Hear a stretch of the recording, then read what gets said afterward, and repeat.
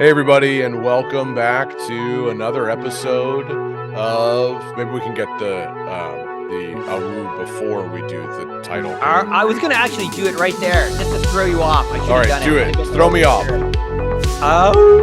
Voices from the desert. And how, one of the things, the first thing to say is we love, I just saw a review that someone put up on Apple of the podcast, by the way. Just talking about how much they're appreciating our conversations. Oh, who was it? Did they give a name? I think it was Bobby Sparks. There's a shout out to Bobby Sparks. I know Thank you, Bobby Sparks. Messaged both of us a little bit and has appreciated the conversation. It's always neat when people that you don't know, because he's from like southern states somewhere. Yeah. And, Bobby Sparks, he's got to be from the southern states. That's right. I think that's right. So just wonderful to hear feedback from you guys that these conversations have been so helpful for you, and they're helpful for us, even Murray and I, as we're wrestling through our own inner battles and thoughts about how do we think about this and where are we going with this, and things happen in our lives, right? Well, while we're in the course of recording these episodes and talking through these principles that help us see how are we applying this journey of knowing the Father's heart and how that impacts us and all that kind of stuff. I was going to say that, what I think people would really like if we recorded the previous hour all the time. That's really interesting. And that's where we would get into trouble. Probably. Yeah. I remember Josh, and that made me have this memory. Last time I saw Josh face to face, we were at the Christian Ministers Association, and we'd done some prophetic stuff. And there was this young guy there who I think he had his master's in theology, maybe more than that. He was, I can't remember it. And so we'd gone out after the last session to have a beer, and this guy, remember this. He comes down and sits down at our table. And he's sitting there like, hey, I get to hang out with you guys. It was cool. He was a good guy. Had a good sense of humor. And then he went back to his own table and we were leaving. And I heard him say to his friends, so what do the prophetic guys talk about when they're together? And he goes, they were just talking about some old dead guys from like a couple thousand years ago. That's right. I remember he was so disappointed. Yeah. That's right. They're drinking beer and talking about these guys that died like 1600 years ago. I don't know. That's exactly. It was you. Paul Taylor was with us too, right? Yeah, that's right. And I remember that. That was a good pub. That was an enjoyable experience. And we were talking about dead guys that died a long time ago. Yeah, now we're doing it on a podcast. And that's right. It's just the continuation of all that conversation in that pub is the same thing we're doing. Pretty much. The look on that guy's face was just so funny as he sat there looking very confused. Like, we're going to talk about deep, profound. Talking about? Yeah, were we going to talk about deep, profound, mysterious wonders? Prophesy what was happening, or future, right? What's going on in politics? What's going on in the world? What's God saying? And here we're talking about Saint Simeon the Stylite and Macarius and pillar dwellers, and but that is part of the, and that's one of the reasons why we're doing this particular series right now on prophecy, is this kind of overwhelming cultural expectation that prophecy will be about revealing the future before it happens. Like I had this thought the other day, Murray, and it was, prophecy is far less about revealing the will of God and far more about revealing the nature of God. I think that's true. And we flipped it around though. Contemporary prophetic culture has flipped it around, which we are going to do. I've always taken that verse, not always, but after my big burnout, I took that verse in Revelations 19 that prophecy is a testimony of Jesus. That the key word there isn't prophecy, the key word is testimony. And because you think about your testimony, what is it? Well, Jesus has healed me and loved me and walked with me and been kind to me. And a testimony is, all these things Jesus has done for you. Right. So then if prophecy is a testimony of Jesus, then it has to be about those aspects of Christ. how he's healed you, Yes. how he's touched you, how he's walked with you. We're not prophesying about who's going to be the next president. We're prophesying about the nature of Christ involved in things. I guess I think that gets lost.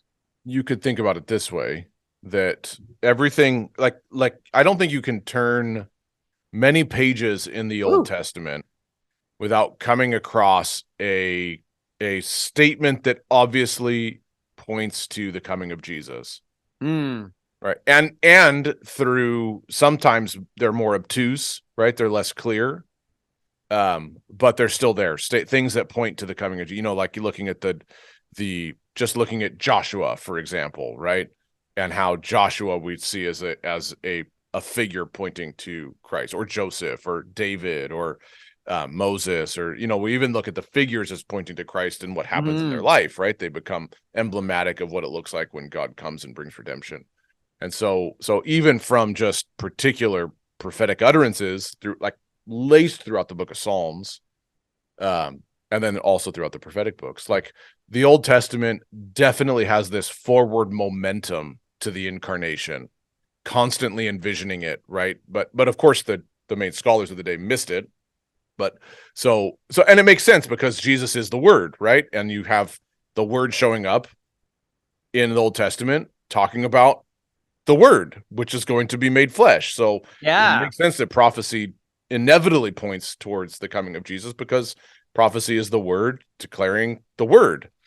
So you have the Old Testament looks forward to the coming of Christ, but it looks forward in a mystery. And that's prophecy, is looking forward in a mystery, the coming of Christ. We talked about this last week with Gregory the Great, right? That he talked about prophecy was the revealing of a hidden truth. And which makes way more sense when you think of prophecy pointing forward to Jesus. It's in a mystery revealing a hidden truth that we don't know, but now is being made known clearly, right? Well, then in the New Testament, based on what you said, Revelation 19:10, and then we look at something like Hebrews 1, that all the law and the prophets prophesied until Christ, but now Christ is here, right? Yeah. So what we see in prophecy in the New Testament there really doesn't need to be a forward momentum anymore. Actually, prophecy points back. So a prophecy in the Old Testament points forward to the coming of Christ. Prophecy in the New Testament points back to his revealing. It says isn't that interesting? And one example, just to show, because this can still include a predictive event, we'll say, right? And that would be, we can use the example of Agabus in Acts 11, prophesying a coming famine, right? So there's a forward event. Well, how does that point back to Jesus? Well, think about it for a second. Agabus says there's a famine coming. He says he discerns by the Spirit. He actually doesn't say it. It just says Agabus discerned by the Spirit that a famine was going to come. So what do? They gather all the resources they can and send them to the people so they're cared for in the midst of the famine, right? Nature of Christ right there. The nature of Christ right there. So the purpose of the forward-thinking revelation wasn't to reveal the fact that God knew the future or reveal the fact that Agabus had a gift. It was to reveal the Father's heart, the nature of Christ, which is the Father's heart.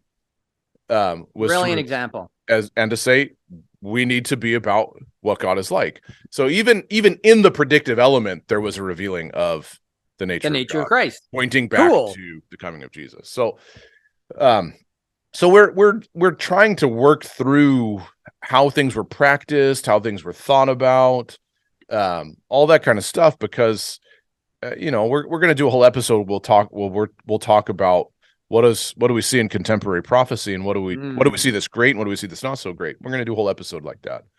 And we'll try and keep it good and uplifting, and not name any names or throw any stones. Maybe the stones we throw, we'll just throw small stones, not big stones. We'll see. Murray, he doesn't throw stones at all. I'll probably be the only one. I only throw bark mulch tuft to pieces. He'll toss me the stone and say, "Here, Josh, you throw this one." Yeah, Josh, what do you think of this? Interesting. Yeah. Yes. You hear me a lot. I'll just, Josh, what do you think of this? What's your opinion? And I'll just be silent. That's right. That's your age. That's your age speaking.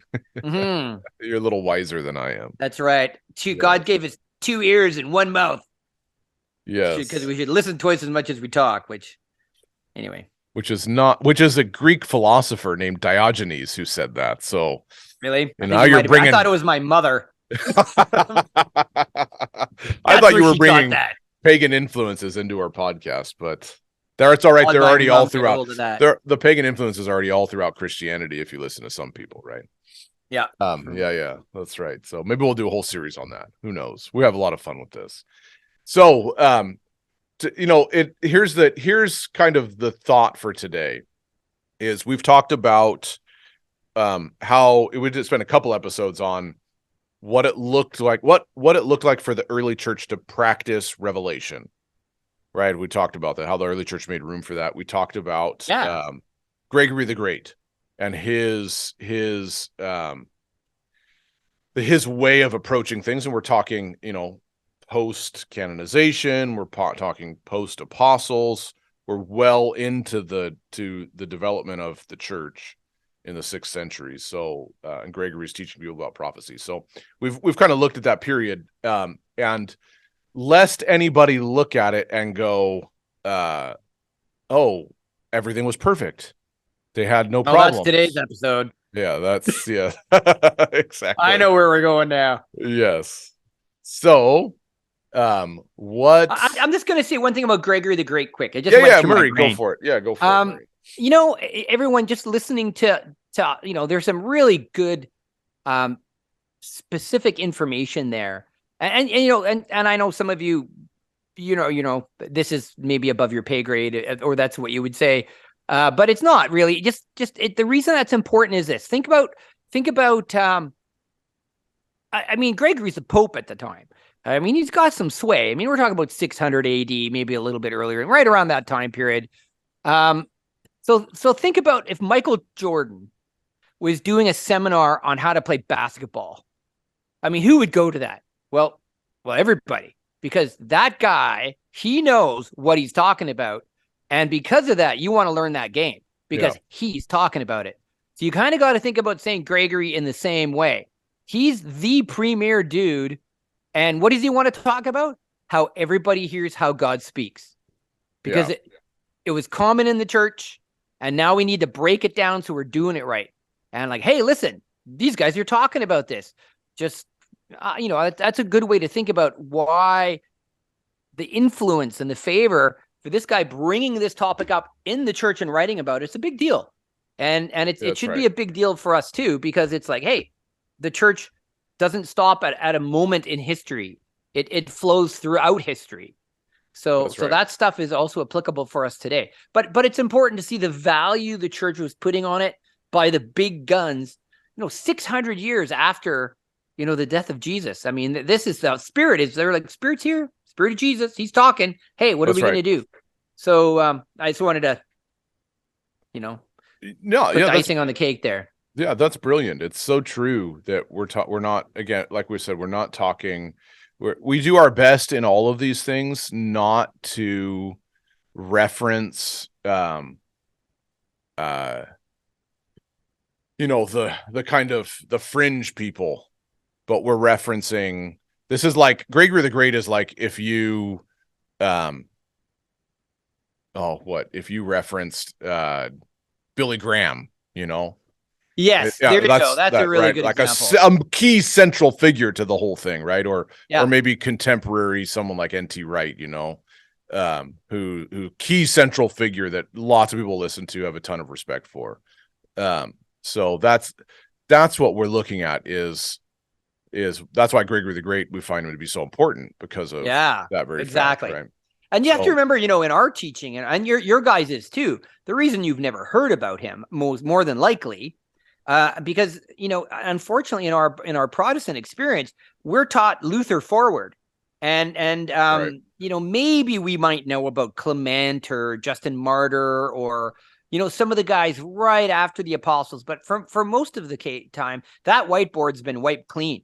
It's like, well, that doesn't really exist. And the baby and that's another topic about why, but to realize the Holy Spirit has been, active and functioning, the Spirit of Christ in his church, all this time. And it is, and that's why a lot of dispensationalists can go, well, God quit speaking after the New Testament. And they believe that because no one has ever taught them anything between AD 100 almost and AD 15, whatever that was with Luther, 36. That's right. So it's like, well, that doesn't exist. So therefore that proves God. No, I mean, do a little bit of research, Yeah. Many examples.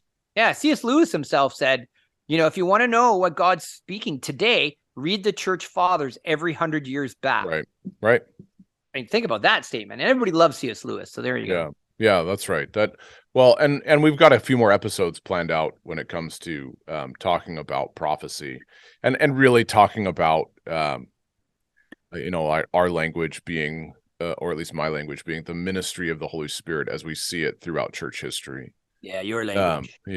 And so, because I don't want to just relegate it to the conversation is not just about prophecy. It's really about how the church saw God as near, speaking, involved, forming, influencing, leading, and doing stuff. Yeah, exactly. That could be unaccountable on any human natural plane. But with that said, was it perfect? Well, I think if you go back to our first couple episodes where they were talking about how do you recognize the difference between a true and a false prophet was very prevalent in the language, then I think you could probably surmise that maybe it wasn't so perfect. And then what, is it, because one of the things that happens today, Murray, and then I'll kick it over to you, is people look at what constitutes in the charismatic movement that's been around for the last 40 years or so, right? And then going even further back to the Pentecostal movement started in early 1900s, right? Is they look at the outliers, we'll say the outliers, but some of them become main figures, the outliers, which just make the whole charismatic prophecy thing look strange, right? Or weird, and they just go, that can't be God, right? And so then prophecy as a function of the church, Tools for Christ, which is coming up in a which future we will episode. talk about in a future episode. Yeah. So we go. I resemble those people. You do. And so, people they just end up throwing out and going, okay, well, these people are all not to name names, but John MacArthur's great critique of the charismatic church is false fire. Didn't he come out with a book of that? Strange fire. Yeah, Strange Fire. Yeah. Which R.T. Kendall did a really good response in a book called Holy Fire. Yeah. But a large part of his critique is because what they do is so excessive, right? And it is. I mean, he does have his theological reasons, right, and his scriptural interpretations that I just think are bogus. But my point is, he points to the excesses and goes, well, because of these excesses and because let's throw out everything because it's not only can we prove it from scripture according to him, but we also see in their practice it's terrible. So with that said, Murray, I'm sure you've been privy to a few different examples in your own life where things looked excessive. So let's start there, and then we'll dive into maybe some of the excesses that we see in the early church. Yeah.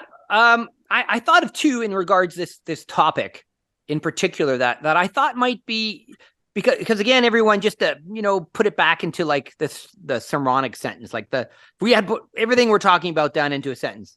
Here's what the early church thought about prophecy, the highlight. It's great. Let's do it. Here's why. And now okay, how possibly could that go into the ditch? Okay. We're going to talk about going into the ditch today. If you want to use that term, what happened, and what continues to happen. So I'm going to give you a couple of examples of how it looks beautiful and how it can look ugly. And it reminds me of the definition of rock music that somebody gave me when I was a kid. Is it holy or unholy? Depends who you're playing it for. So that might sum up these two stories really well. Yeah. So the first one, I'm kind of coming out of burnout, and you'll see where this fits into what we're talking about here in a minute. And my good friend Bruce Friesen was one of my early mentors, took me to minister at a conference, a John Sanford thing. I mean, we're talking the year 2000 here, maybe something like that. In not Coeur d'Alene, but Spokane. It was in Spokane, which is close to their base. Which is right around the corner. Yeah. Yeah. And so it's in a big hotel. They've rented the hotel and they're, using the main meeting room, a couple hundred people in there. And I walk in and there's these two prophetic guys, they're praying before the meeting starts, already maybe 100 people in the room. And they're both on opposite sides of the room. And the one guy is on his knees and he's praying and you can see tears rolling down his face. And the other guy, he would kind of look like to me like your college football quarterback, pretty, and people are walking up to him and looking, he's looking around the room and scanning. And you can tell they're asking, what do you see? And he's pointing at people. I see this, I see this, I see this. And they're like, oh yeah, I see that too. And you could just see them scanning the room. And I'm like, oh Lord, don't let him look at me. Just where I was at, So this dynamic continues through the meetings with these two guys. And finally, at the last meeting of the conference, or one of the last meetings, Bruce is doing the session, and he's talking about how sometimes God gives us promises, or we have promises, and they get aborted. And that if we haven't dealt with the pain of that abortion, we can't get pregnant again. That's basically what Bruce's statement was. That needs to be cleaned out, and all that pain needs to be given to the Lord, something like that.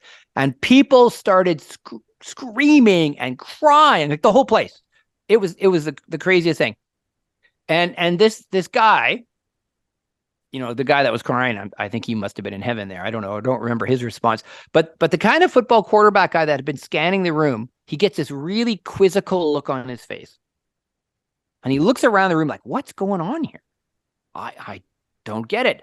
And I guess he's got some pull. He's got some leadership or something, because he goes to the front and he takes the microphone. He puts both his hands in the air and he yells at the top of his lungs, freedom. And of course, nothing changes. Right. And the look on his face is, I don't get it. And the Lord says to me in that moment, he goes, the question he just asked me, it's going to take him 3 to 5 years to get the answer to. And the point was, Christianity was always about winning and victory and overcoming and being right and seeing. There wasn't any place in his theology for brokenness or weakness or going through things, right? Right. He was the spiritual version of the Super Bowl hero, right? Just didn't get it. So, and I'll give you one more. How does that influence the church, that kind of thinking? So was that, again, this is funny, the CMA, Christian Ministers Association, and this is a long time ago. I might have been near the same time period. And Steve Schroeder, who was on with us, a little bit ago, president of the CMA. Good friend of both of us. I didn't really know him that well then. I knew him enough that we were kind of friends, but hadn't spent a lot of time with him. So first meeting, people come, they get their credentials there, and sometimes they just leave. They just walk out. And they once they sign in, they don't even attend the meetings. And that's not very nice, but I think that's, yeah. So the meeting's going on, and the first meeting, again, a couple hundred people there. I'm sitting in the back, and it's tough. It's just tough for whatever reason. It just feels like everybody's got ice in their pants. It's just tough. And feels very uncomfortable. Yeah. And this guy, who I hadn't seen him, he'd been an overseer in the denomination I was in, and he would be considered an apostle. And I hadn't seen him in like 10 years. He's also just sitting in the back row at the other section. So we're 15 feet apart, and it's just tough. And he looks at me and he points right at me with his finger and jabs it. And then he points up front to the mic, points at me. You go up there. Because he knows I have a prophetic gift that I could stand on stage, I could fix it, right? Just go prophesy over some people. I mean, the guy hasn't talked to me. That's the reason for prophecy. Yeah. To fix a broken meeting. Yeah. So, and I just kind of smiled and I laughed. I was like, there's no freaking way I'm doing that, right? And like, your rebellious heart. Yes. So, I mean, you haven't talked to me in 10 to 15 years, and now you're just going to order me anyway. So you could see what I was thinking. So the next day, now I'm feeling pretty bad, because I'm like, Actually, what if I should have done it? can I just interject really quick? No. Can I just interject really quick? No. Sorry, the rebellious part of me is up right now. Yes. I got it under control. Yes. Okay, good. I just want to point out one quick thing about that and this is something that if you're a leader and you have prophetic people in your church and you're trying to figure out how to work with them, look, you have to have a relationship with them. Like this is like seriously, this is so germane to the healthy exercise of prophetic ministry. If you try and do stuff with your prophetic people without having a relationship with them, they're eventually going to feel used. Yes. And that's true. I mean, that's true of anybody, but it's particular, like we're talking about prophecy, right? And it is so vitally important that you cultivate a healthy relationship and a mutual respect and a fondness and affection for each other, because that really unlocks, like there's certain people that when I'm around them, and I'm sure Murray, you can say the same thing, I feel so safe to exercise prophecy because I know they love me. Mm-hmm. And because I know I'm loved, everything flows so much more naturally. And that's going to be the last half of this story. Yeah. So that is. I just want to point that out, that dynamic out in particular, because Murray's about to share the rest of it. Yeah. He just put the ball in the tee for me here. So feeling really guilty. I'm like, oh, what if I should have done it? Am I not being submissive to authority? And then you're right out of it, like anything you prophesied out of pressure, it'd be the wrong spirit. Yeah, doing it for shame. Because it's not out of love, affection, and relationship.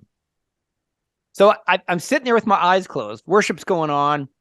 The meeting's starting. I'm like, God, okay, Lord, if you want me to prophesy over people, if you want me, send Steve Schroeder over to talk to me to do it. And I opened my eyes, and his face is like 2 feet from there. And he goes, hi there. I'm like, oh. Goes, you did it. God, no. I didn't think you'd really follow through. And he goes, do you hear anything for anybody? I'm going, well, that lady over there. And he goes, well, let's go over there and pray for her. Just sitting in the chair. Because he knows I'm coming out of burnout, right? He's concerned for my emotional health and safety. So we go pray for her. And he goes, anybody else? I mean, instead of leading his own meeting, he's walking me around a room even. Right. And then, that guy across from him. Okay, for the record, was he the one leading the meeting at that point? Yeah, I mean, worship was happening, but he was, I mean, he's responsible. He's responsible for everything. That's Murray's point, is he's responsible for everything. And he's just kind of eschewed the meeting to walk around with his friend Murray. Exactly. Yeah. And so, then we prayed for a couple more people in the chairs. He goes, you want to do anything, from the stage? How you feeling? I'm like, well, I guess so. He goes, okay, come, let's go do it together. And he brought me up on the stage, and then we prayed for a couple of people. And you know what? He got me back in the saddle again. He got me back, not by forcing it, but by love and compassion. Yeah. And both of those people are known as apostles. Which one do you want to work for? Right. That's right. Yeah, that's right. So, and see that's an important view about, you can have a gift, but what is your belief system and character you're using that gift through? Right. And that brings us kind of over to the Montanas controversy. That does. That's right. And it sets it all up, because what I just described is nothing new in the church, and the church had to walk through this, and they did. So then I'm just gonna put this in a historical context. I'll kick it over to Josh, and we're going to talk about, the Montanists. For that, and for the record, they're not from Montana, by the way. No, they're not. That's right. I used to think they were. No, Montana's beautiful. The Montanists aren't. Montanists. For the record, too, the nation of Israel also dealt with this, and so we're not talking about isolated instances that happen after the church is instituted. There were problems in prophetic ministry. I mean, Jeremiah, he calls out in a number of different places, actually, in Jeremiah, specifically calls out the prophets of Israel. He doesn't say the prophets of other nations. He calls out God's prophets, right? And you know what? It's funny that I run into this all the time. Everybody thinks that those prophets of Israel are the false prophets.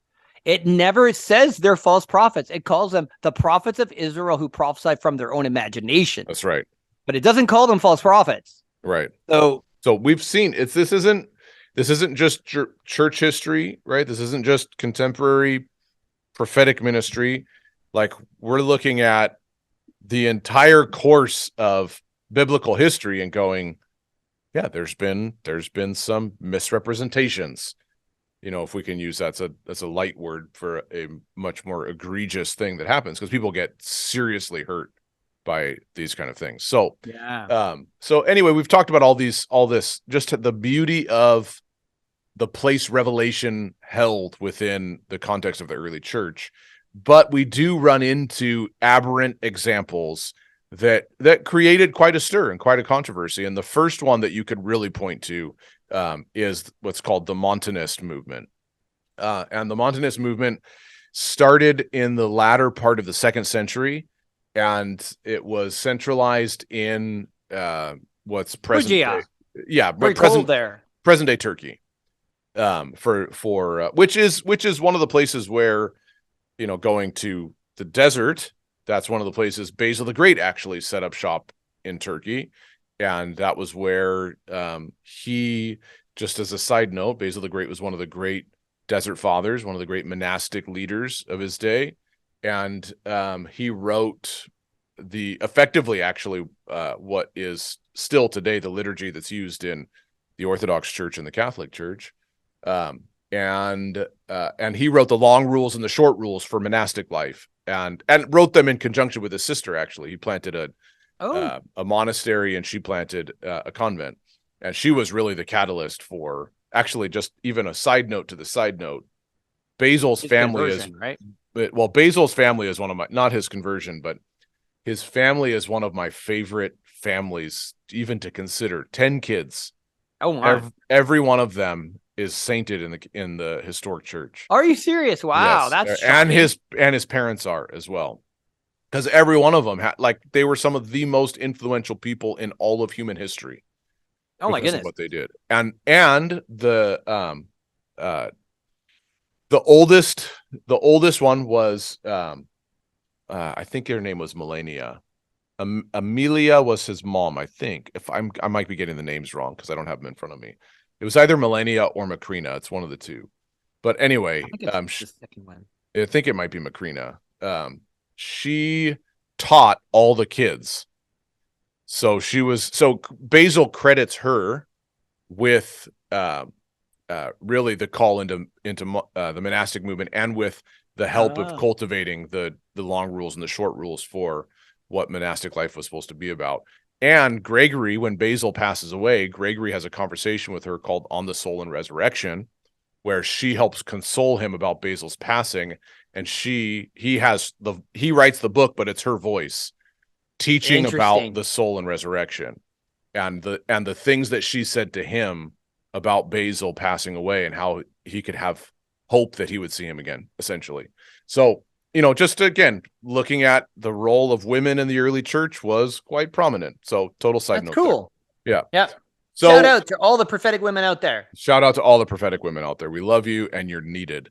And actually, in one of our future episodes, we'll talk about some of the examples of prophetic women in church history, because there's a number of them.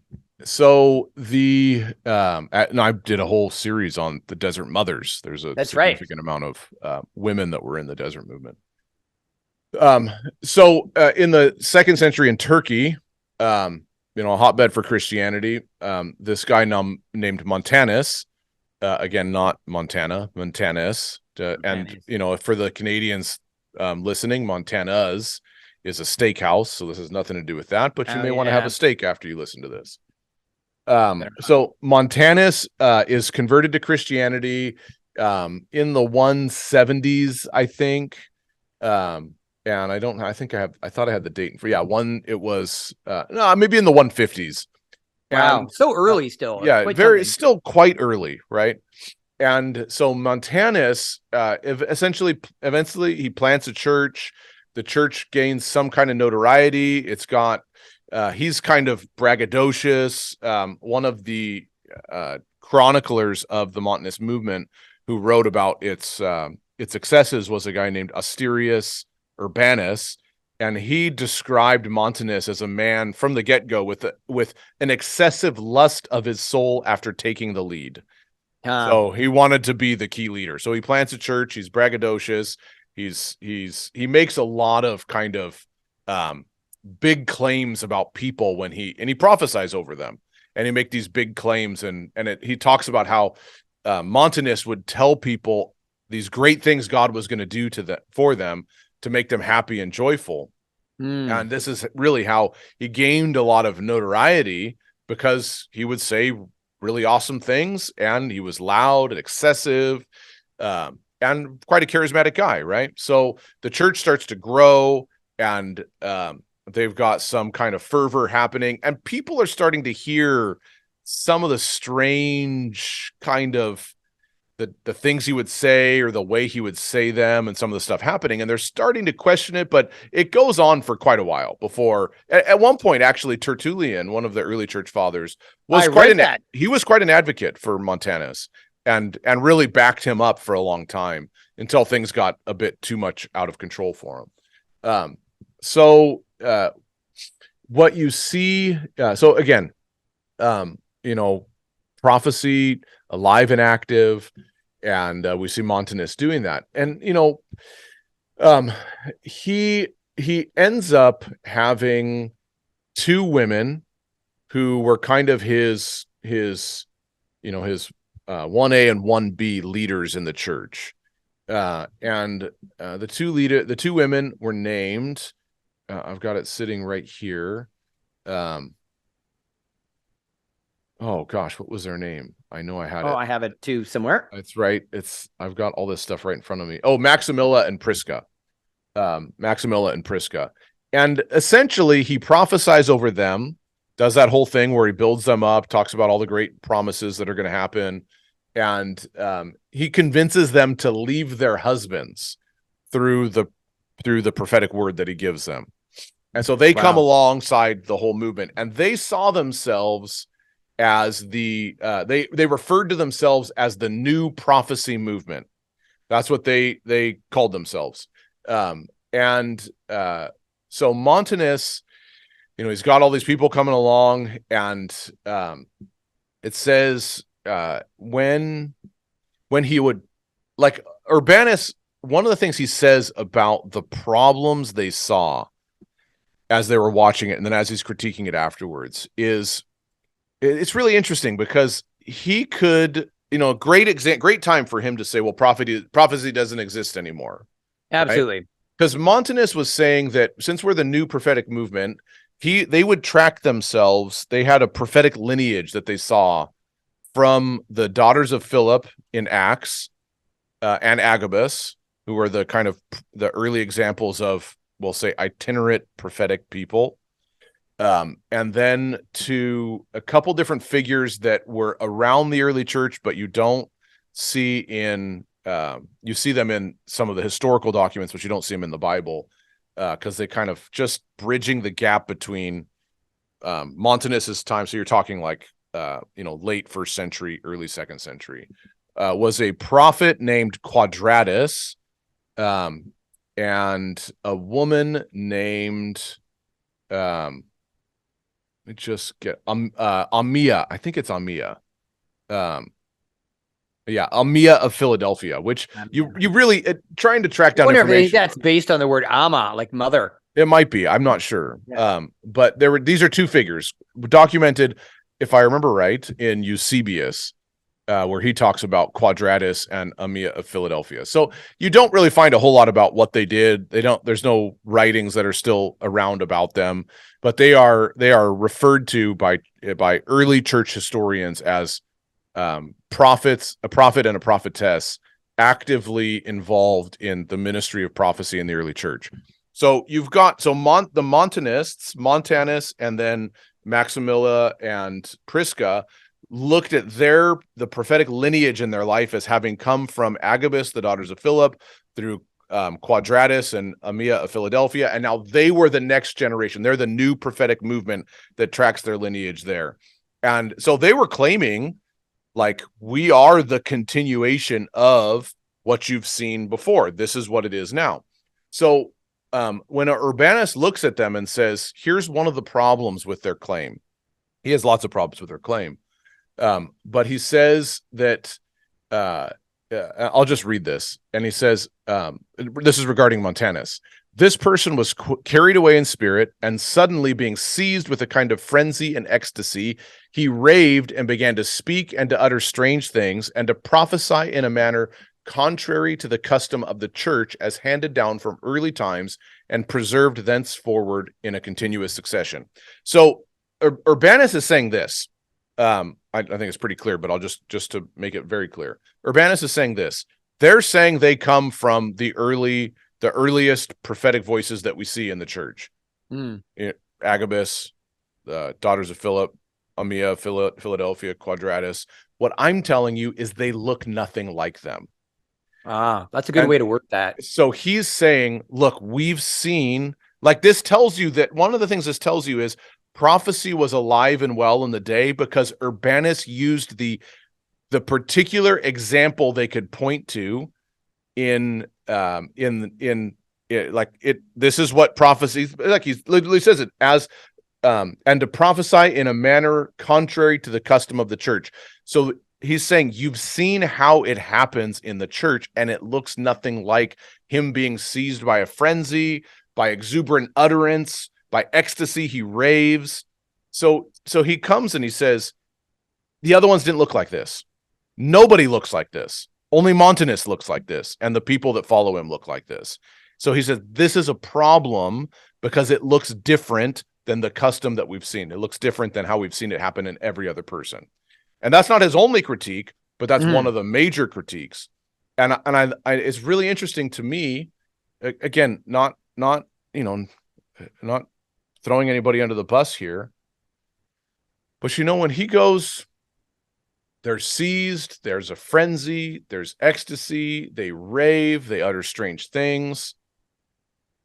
There's some people around today who you could kind of apply those things to, that would consider themselves prophets or prophetesses, that they kind of get seized and taken over, that they give utterance, then there's almost a frenzy that happens when they're doing it, an ecstasy that happens.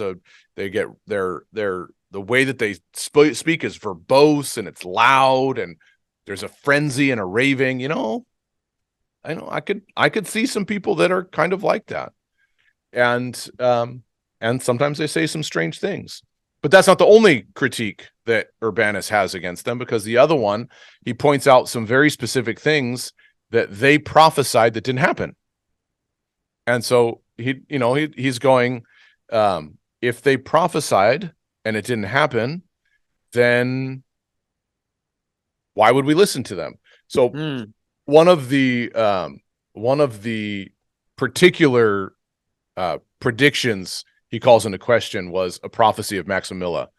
And Maximilla prophesied that there was going to be an eventual war. And she gave a time frame to it and everything. And he said, it hasn't happened. It's been 13 years since she said it was going to happen. It hasn't happened. We just need to let go of it now. And she said it was going to be a universal war. There'd be a war that would happen over the whole world. That's probably the easiest thing to prophesy. That there's going to be a war, but he's going, she said it was going to happen. She said it was going to happen at this time, and it didn't happen. So we see, and he specifically juxtaposes that with, actually, in the contrary to there being war, it's actually been the most peaceful time we've ever seen. So he's saying, not only is there no war, you can't even point to an uprising. You can't even say, well, it happened here because there was some political unrest. He said, actually, it's been incredibly peaceful. So not only was there no war, but it's been incredibly peaceful. So he's going, okay, the manner in which they prophesy doesn't look like anything we've seen before. Two, the things that they prophesy don't always come to pass. And then another significant one is the fruit that it worked in the people. There's a big thought right there. Yeah. The fruit it worked in the people. He said that Urbanus said, after investigating Montanists in the movement, he said that people were I'll just read it because I got the quote here. He said, others, but there were others too who, as if elated by the Holy Spirit and the prophetic gift, and not a little puffed up, and forgetting entirely the Lord's distinction, challenged the maddening and insidious and seductive spirit, being themselves cajoled and misled by him, so that there was no longer any checking him to silence. So they were caught up into the same pride and arrogance that Montanus carried himself in. And this was a 20-year period, right? So this played out over a long period of time. We're not talking like, in a year, like it was like, oh, this guy Montanus is so strange, right? We're talking over time it developed. People got caught up into it. The church was growing, and the Montanist controversy didn't die with Montanus. It found its way into different areas too. So you had legitimate critiques against it. It doesn't look like anything we've seen before. There's a lot of anger. Like think about it, right? He's raving. There's a lot of anger, and there's a lot of arrogance in what's said and what happens out of it. And it does, and so we know that's not consistent with the fruit of the Spirit. And then I think probably the final distinction that Urbanus makes is that they considered themselves the spiritually elite and separated themselves from the church. And so he says this, the same arrogant spirit taught them to revile the church universal under heaven, because that false spirit of prophecy found neither honor from it nor entrance into it. So he says, because they were rejected by the church as not having, not being consistent with the ethos of the church, not being consistent with the fruit of the Spirit, that because the church rejected them as an honest display of what it meant to be a prophetic movement, then they said, fine, you guys aren't part of the church. We're the remnant. We're the real thing. We have the Spirit. Exactly. You guys don't. So they're the spiritually elite. They carried on the prophecy from, trying to track the lineage, but they look nothing like them. What they prophesied didn't come to pass. They worked pride in the hearts of people, and they separated themselves rather than unified themselves. And so these are significant things that they pointed to in the Montanist movement. And lastly, I want to read one quote, and then Murray will get your thoughts too, because I've been talking for quite a while. Yeah. And this is a quote I think we've probably referenced before. It's Isaac the Syrian. So we're going to the 7th century now. That guy. So Isaac the Syrian is reflecting back on the first 600 years of church history. Okay. And he says this, from history, we see that many have performed astonishing miracles, have raised the dead, and have labored to return those who are erring to the straight path and the true faith. They worked great miracles, and by their efforts led many to the knowledge of God. Later, however, those who gave life to others fell into base passions and put themselves to death. And they scandalized many when, from their daily behavior, their actions became known. This happened because they took no care for the health of their own souls, which were sick, but instead cast themselves into the sea of the world in order to heal the souls of others, while they themselves were still ailing. And they were lost, since they did not have in their souls strong hope in God in the aforementioned way. So, Isaac is looking back, and you've got to believe that he has things like the Montanist movement in mind when he says this. Absolutely. We see people who accomplished great things, who won many people to God, but actually the fallout from their mistakes was worse, it undid the benefit of the ministry. And so we see, there's great lessons to be learned from the Montanist movement, and what happened there, and the early church's critique of it, simply put, because of Isaac, what he says, one of the great lessons is deal with your heart, guys. Yeah. Deal with the pride in your heart. And it's an amazing how you don't realize it, is that we prophesy through our belief systems. Right. So, and I don't know if I can, and your core values. So like if there's any identity things going on where, let me give an example. I had this dream once where I was, I'll take the name out. Just this quite a famous on-stage person who knocks people down with their jackets. And I was this guy. Come Yeah. Holy Spirit, wiping out crowds. And it was good. And so in the dream, I'm that guy, and I've got like 30 or 40 interns, and they follow me everywhere. And it's just like there's this buzz. They're with them, and I'm with me, and we're taking over the world. And then suddenly I got to look inside of the head of every person following me. And one was like, someday I'm going to be that guy. I'm going to take that mantle. And the next person was, you know what? When I'm with these people, I have purpose. And the next person was, wow, I'm sure glad they let me hang out with these winners instead of the losers. And the next person was, and we went through all 30 people in the dream, and every single one of their motives for being there was wrong. Every single one of them. Right. Because it wasn't based on who they were in Christ. It was based on what they should be doing in their mind to make themselves valuable, important, have purpose, have destiny. And when you mix that in with your gifting, you can build some real big idols, and part of it is, if you look at Montanus, how he's drawing these women after him, how he's drawing crowds, how he's acting in bravado, how when people in church authority are saying, hey, stop it, he goes, no, you stop it. You're stupid. No, you're stupid. No, you're stupid. They're argumentative, and it's this real orphan spirit sometimes. And I think and this is how I gauge a ministry personally. And I remember John Arnott would say this, and we're going to talk about, by the way, manifestation that can also be very cool and healing is coming up under Fools for Christ, which is another topic. but just so you know, we're not throwing, if you can't tell, under the bus. Murray's really excited for the Fools. I know. I'm looking forward to that episode because I want to talk about that. Yeah. So it's not that crazy things don't happen. They do happen. But what does it produce? And see, they were watching Montanist over 20 years. Okay, now what are we seeing with the fruit of what he's doing? Right. It wasn't the gift that they had a problem with, other than stuff not coming true. Right. It was how they were proven over time, right? Yeah, it took 20 years. Let the weed and the tares grow up together, right? Yeah. And the problem I have, and John Arnott, John Wimber, these guys would say this quote: "Never trust a leader without a limp." And I think that's really, really true. And I'll tell you why. I'm going to read you this little quote. I'm reading this book right now. Somebody lent it to me, Emotionally Healthy Spirituality. It's a good one. And there's just a nice page here on being your authentic self. And this story really struck me. And I'm just going to read you this lady's story.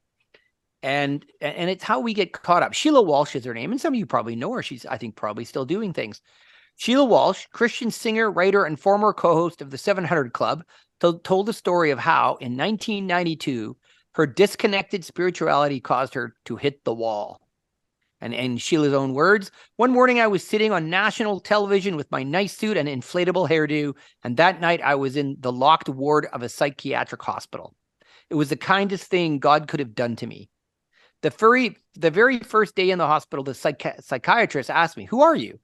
"I'm the co-host of the 700 Club." "That's not what I meant," he said. "Well, I'm a writer. I'm a singer." "That's not what I meant." "Who are you?" "I don't have a clue," I said. And he replied, now that's right. And now that's right. And that's why you're here. And it goes on. "I measured myself by what other people thought of me. That was slowly killing me.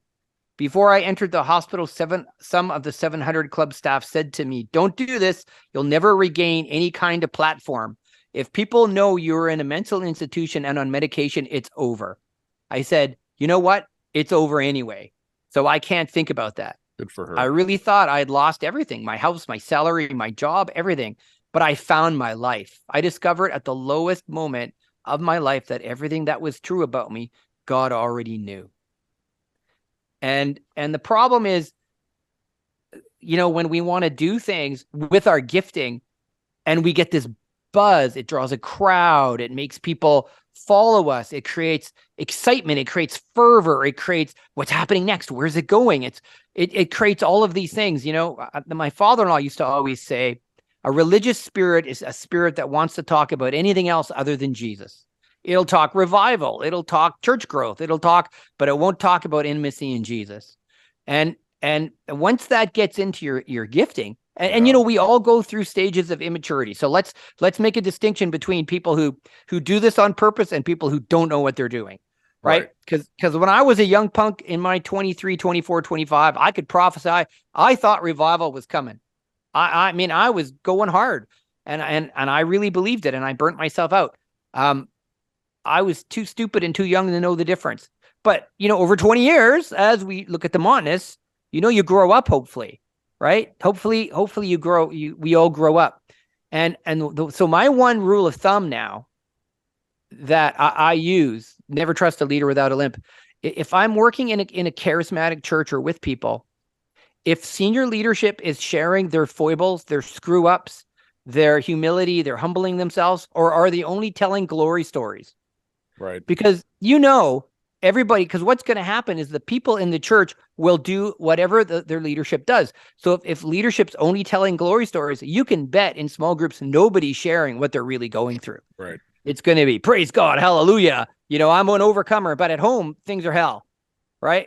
But no one will talk about it because leadership is modeling. You always have to have it together. That's what a Christian looks like. But if you're in a church where your leadership is walking in the things of the Spirit, but they're also talking about daily life and working it through, and they're, you know, how they screw up, it gives everybody in the church permission to be normal too. And if those things go together, you're in a healthy place. But if they don't, you can end up like where the Montanists ended up, right? Because you got to keep putting more money on the table. Like every time you get a prophetic word wrong, you have to say, well, I didn't get it wrong because you got to look after your reputation. Kind of excuse. Yeah, that's right. You got to give a bigger word. You got to create more of a buzz. You got to stay on top. And eventually your weaknesses catch up with you. Just like I read about, what's her name here? I should probably quote her name right. Sheila Walsh. Right. And it didn't with Montanists. Like that's it. Well, it did with Montanists, but it didn't. Like nothing. Thankfully, Sheila caught herself. Well, the father caught her, and things begin to change and transform. Right. But with Montanists, he never caught himself. It's not like they course corrected. And you can be sure, absolutely sure, those people that he was building up were waiting for him to move on so they could have his position. You betcha. So they could have his power. So they could have his women or whatever, you know, like I'm next in line. I guarantee that was rife throughout that whole thing. Cause that's human nature, the fallen human nature, right? That's what and you happens. Have to realize again that the reason the church is talking about this, they're trying to make a distinction between what Montanist, how he screwed up, and then how the gift actually works. And that's why they keep saying in all the churches where prophecy is happening, this isn't going on. So it's not like they're throwing prophecy out with Montanists. This isn't the end of the story. It's just, you know, they're dealing with something we're dealing with today. And I don't think we're dealing with it very well today. No, I don't think we are. Yeah. And there's different pressures that we're under, and which we'll talk about because social media, the accessibility, all this kind of stuff. But there's different pressures that the outworking or the you know, really the way Montanists did it is still the way that we do it today. When we find, you know, when we don't go to the psych ward like Sheila did, you know, or admit that, oh my goodness, I'm falling apart, right? It, you know, like taking your story from earlier, if you would have responded to the pressure and went up there and cooked something up versus, you know, coming out of burnout, you would have just gone right back into earning. I need to look right, you know, and you would have, I mean, maybe you do that, and maybe a few people invite you to their church. Maybe some more people come to your school, you know, and you're like, look at how great I am, right? You could just see it happening. You too can carry this mantle. You too, exactly. You can just see how easily it would be to go there to justify, well, if I go up to the front, I prophesy, people are going to see my gift, and then they're going to know, I'll feel validated again. They'll like me all over again. And by the next thing you know, and this guy who's this internationally, well, by the next thing you know, you're take convinced. Me with him. Exactly. I can tour again. The next thing you know, if you're I do convinced. What he's telling me, I'm in again. Woo. That's right. You're convinced the Father's in it all along. And really it's just you and your own. Finally, I'm connecting to the prophetic movement, as we heard earlier when I played that clip. Yeah, that's right. But you should read that Brennan Manning quote right here. I would just because, I mean, listen to this. Josh read this earlier. It's rattled me, and it's such a good way to hear this. thinking about what we're talking about. And I love Brennan. Brennan Manning's one of my favorite real theologian types. yeah. And he ended in not a great way. And there's two ways you can look at Brennan Manning and how he because he started as an alcoholic, he ended with another bout of alcoholism that really destroyed his life.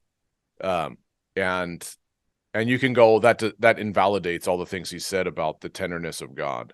Or you can say the only reason he made it as long as he did was because of the tenderness of God. Yeah, I would think with him the second one is true. I think the second one is true. So this is in Brennan Manning's book, The Wisdom of Tenderness.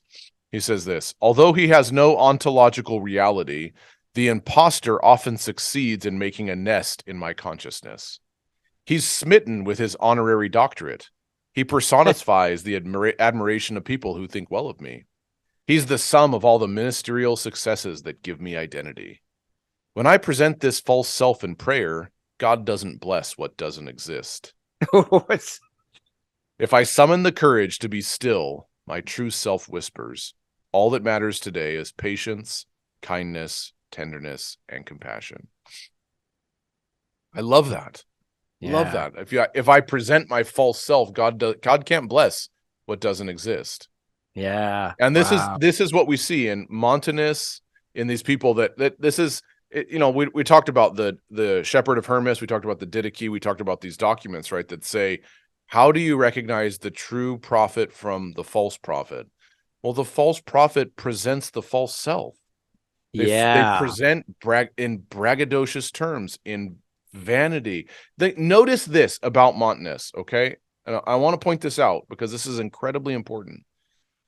The critique of Montanus was never about his theology.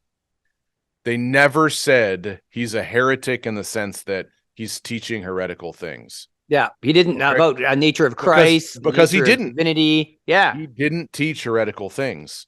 What he did was practice something contrary to what it looks like when the Holy Spirit actually moves. Now, we can juxtapose that with, there's another figure that we'll just cover briefly because of time. But this other figure is named Priscillan of Avila. Priscillan of Avila was in the 4th century, and Priscillan was another prophetic movement, more centralized around the ascetic principles that were drawn from some of the desert fathers and mothers in Egypt, but practiced on overdrive. And basically saying that everybody has to do this, and if they don't do this, they're not. I mean, it went down to the point where what kind of meats you can eat, and you shouldn't eat meat because Elijah didn't eat meat, and did he eat meat, and if he ate meat, he's not a Christian. All this stuff. I mean, they were hardcore, right? So I don't want to get into all the nuances about Priscillan, and frankly, I'm not as aware of Priscillan as the Montanist stuff, but I have read a bit about Priscillan. So Priscillan was another one that was convinced that the prophetic movement was continuing through them, that the ascetic struggle was to awaken the prophetic gift. But the problem with Priscillan was, one, the rigorous asceticism that was attempted to apply to everybody, but two, his theology was whack. It was really whack. And so the critique against him wasn't so much how he practiced it, because you're looking at the discipline and all this stuff, and you're going, man, this looks really good. We see this in the Desert Fathers. We see this in the other monastic places. But the problem was that he welcomed pagan. He had too much of the Manichae influence, which was, if you could track this back to Babylonian theology and religions and practices, Zoroastrianism, this kind of stuff, that the light and the dark and the sons of light and the sons of dark fighting against themselves and all this stuff is. He was really fond of the pagan myths, and he tended to incorporate them into his Christian teaching. And so while you could probably never point at him and say he was not a Christian, you could say what he taught incorporated things that were incredibly anti-Christian. And so the critique against Priscillan is his theology. Notice the critique against Montanus isn't his theology. Yeah, so my point in saying that, yeah, exactly. Sometimes you can't find a fault with the person's is a traditional Trinitarian person. Like, they believe in all the works of Jesus and the cross and everything, right? There's no problem with them that way. And you go, but what's their character like? So it's not always about their teaching. Today we want to make it about, well, their theology is wrong. So we try and throw every little thing we just pick up on and try and make it suspect, right? And we believe the way we, like, the people will critique someone like Bill Johnson, right?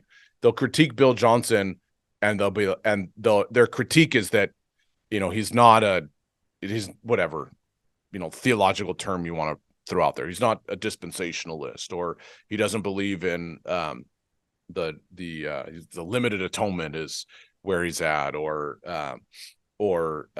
he's he doesn't believe in penal substitutionary atonement, or these kind of things, right? Like, they'll throw out these things when if you actually investigate his theology, it's perfectly fine, right? Like, you listen to it and he's got all the marks of a traditional Trinitarian. You may wrestle with some of his ideas, but you can't call him a heretic, right? Yeah, and so, sure. but because the thing that we think disqualifies people today is their ideas, we don't think people's lifestyle disqualifies them, because we make every excuse for people's lifestyle under the sun, right? Whether it's a pastor or a political figure or a movie star. We excuse every character flaw. So we want to find a problem in their idea. Okay, well, sometimes you can't find a problem in their idea, and you can't invent a problem in their idea.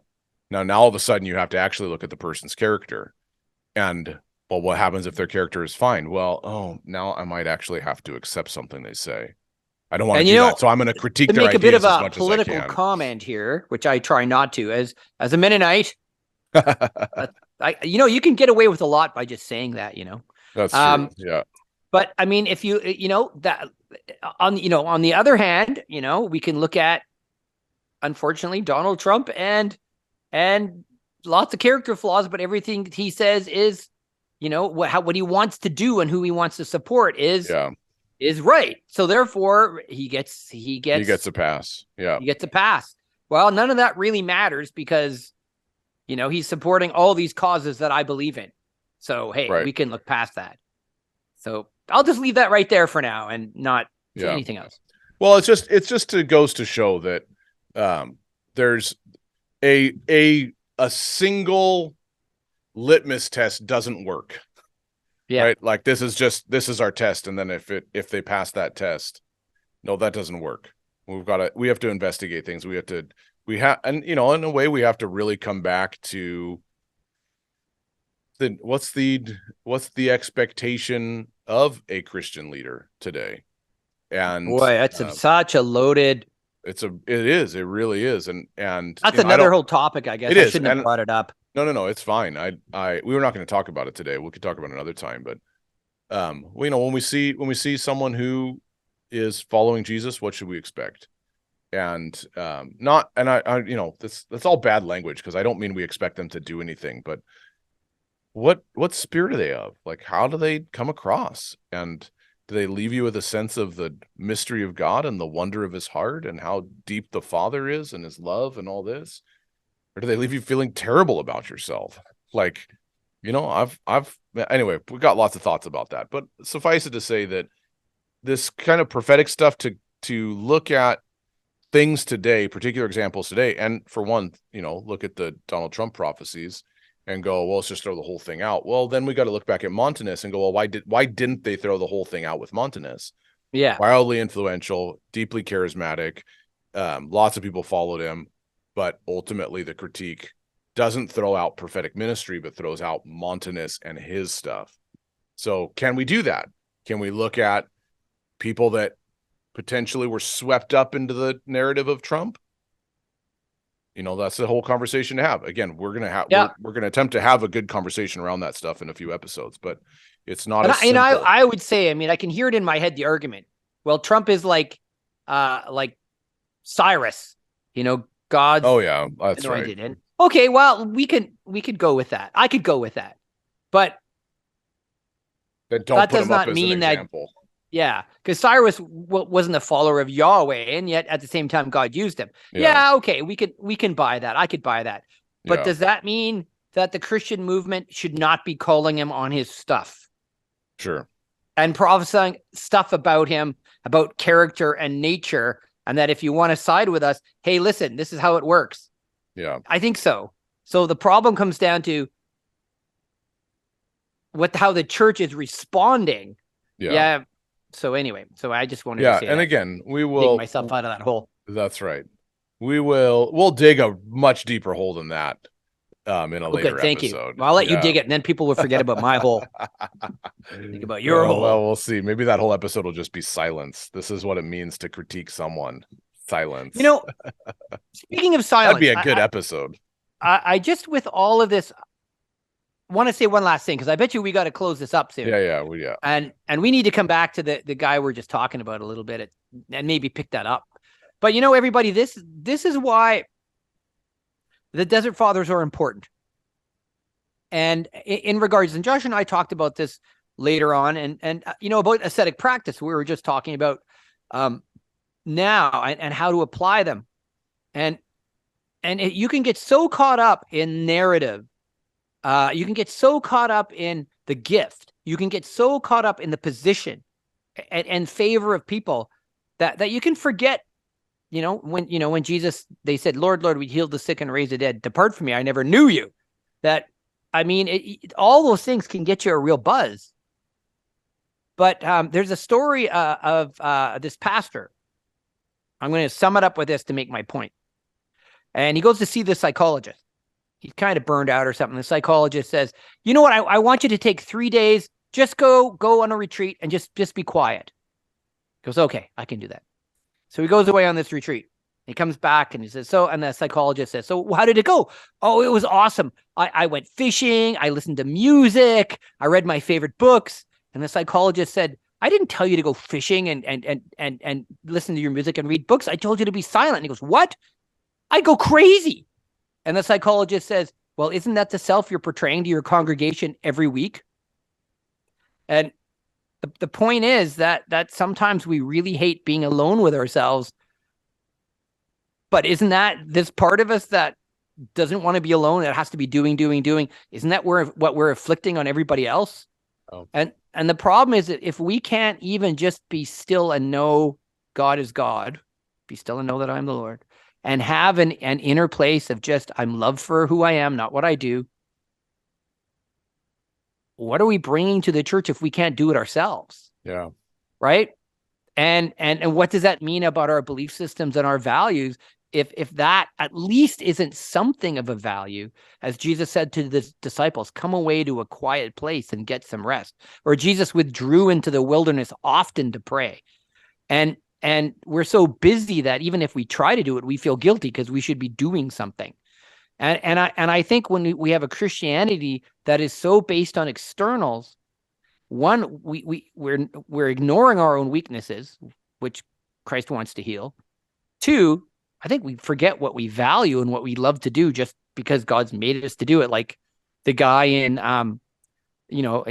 Chariots of Fire, when he's supposed to be a missionary in China and he's running for the Olympics, and his sister goes, you should be in China. What are you doing? And he says, I feel God's pleasure when I run.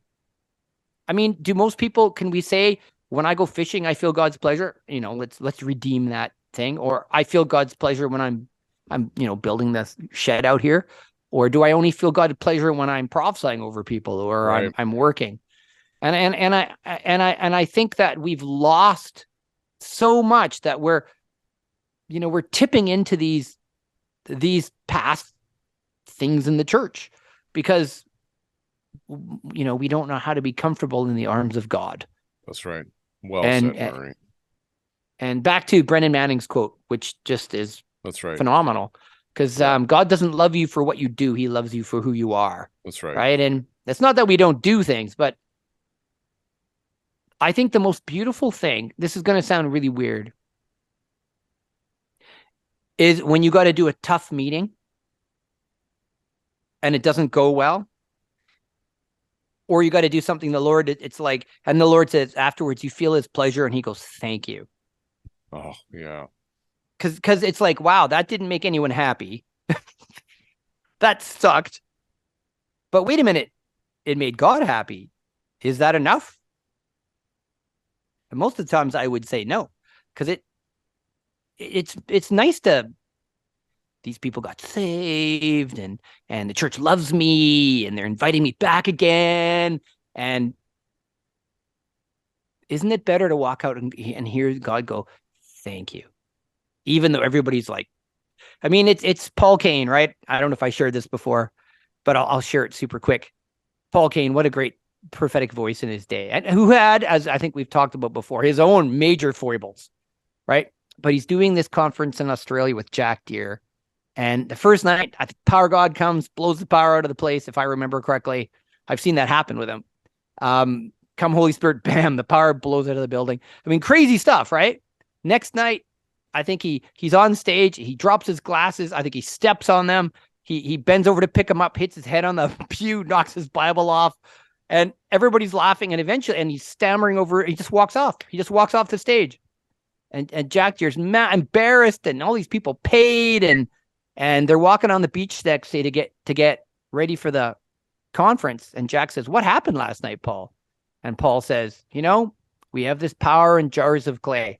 Sometimes God shows off the power. Sometimes he shows off the jar. It's not up to me. Yeah, that's good. And to be okay with it, right? Yeah, and that's right. How do you know you're not a Montanist? You're okay with being a jar. There you go. That's really well said, Murr. Really well said. Well, and I think with that, we'll call this episode a wrap. Like, just leaving with thoughts for you to think about. Are you okay being a jar? And feeling quite empty at that as well. Mm-hmm. And are you cognizant or aware that the Father loves you as an empty jar, and he gets to determine your usefulness, and that he's just there. So everybody, thanks so much for being along the journey with us and listening to our ramblings as we go on about these strange people from 1,500, 2,000 years ago, and talk about the dead people. Yeah, I was just going to say, everybody is in the position of that theologian guy that sat with us. So what did they talk about on their podcast today? I don't know, some guy that died 1,500 years ago. That's right. Yeah, that's right. Yeah. So we appreciate all of you, and that you're here for the journey. And so if you could give us a review on your podcasting platform, that's always helpful. And let us know what kind of questions you might have and the things you might want us to cover. Yeah, that would be really helpful. If you guys could send us questions and thoughts and what you're pondering as you're listening. Yeah, for sure. It would really be good. Yeah, for sure. So once again, Murray, always a pleasure. And until next time. Until next time. Bless you, everybody. Yeah.